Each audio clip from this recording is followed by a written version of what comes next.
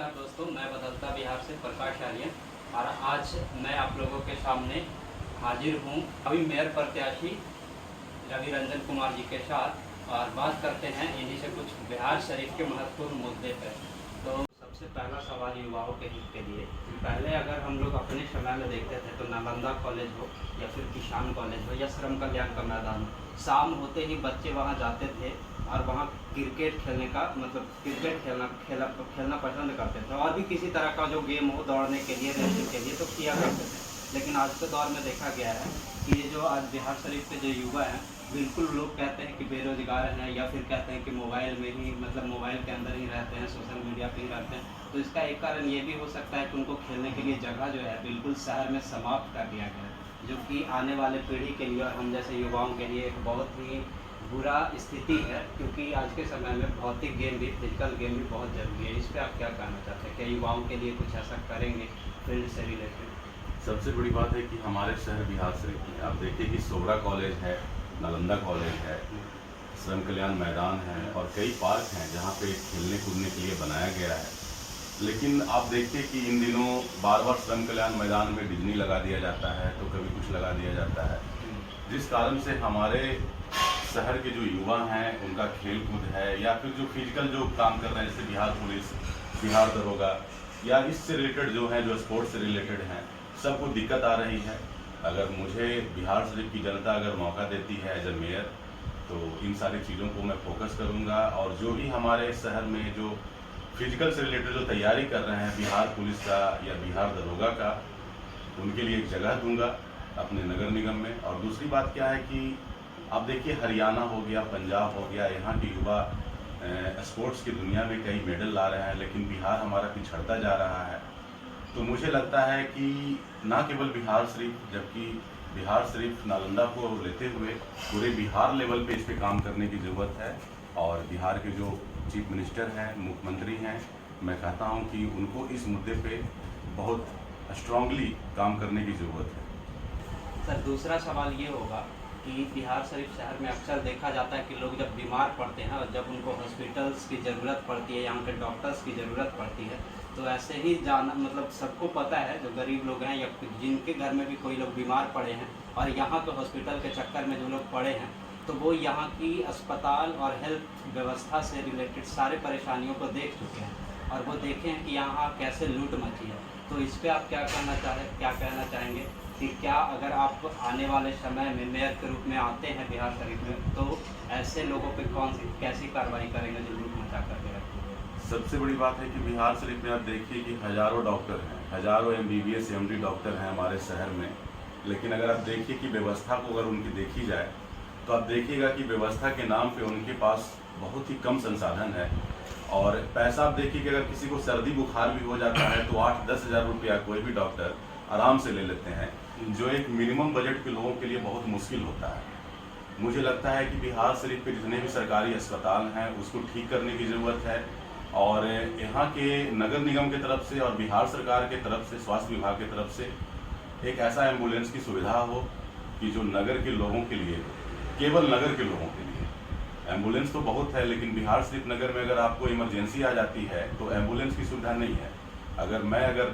मुझे बिहार शरीफ के लोग अगर मौका देते हैं तो बिहार शरीफ के नगर के लोगों के लिए फ्री एम्बुलेंस सेवा होगा कि 24x7।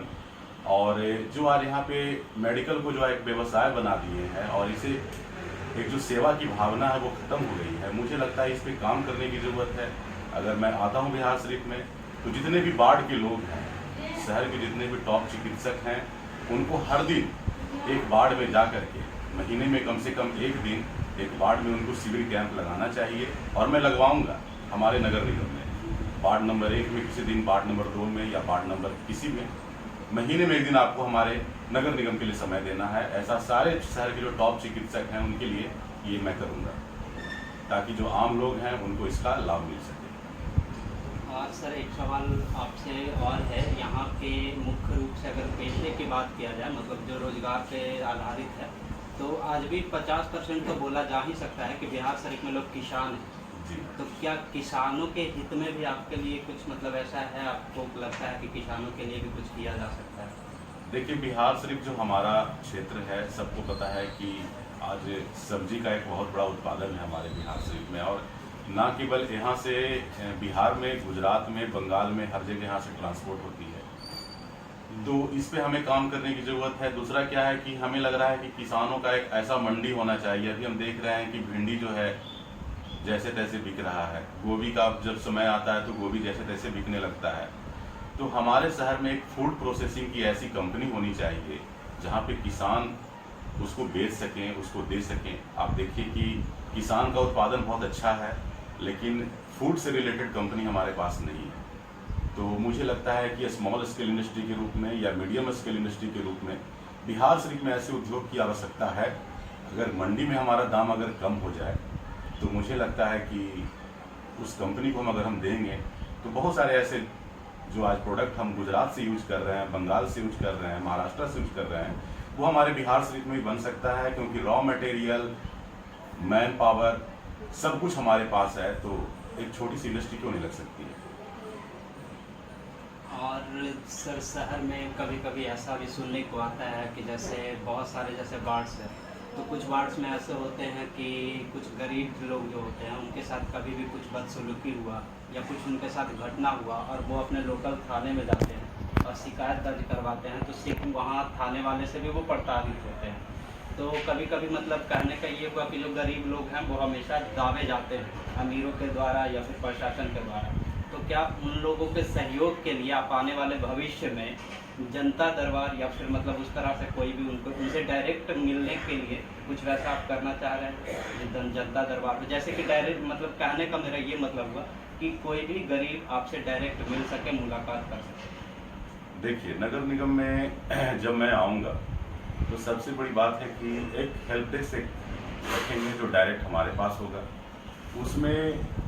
जो आप प्रशासनिक बातें कर रहे हैं, अभी हम देखते हैं कि बिहार शरीफ में जब लोग नेतागिरी शुरू करते हैं वार्ड लेवल पे या मोहल्ला लेवल पे, तो सबसे पहले वो थाना जाते हैं,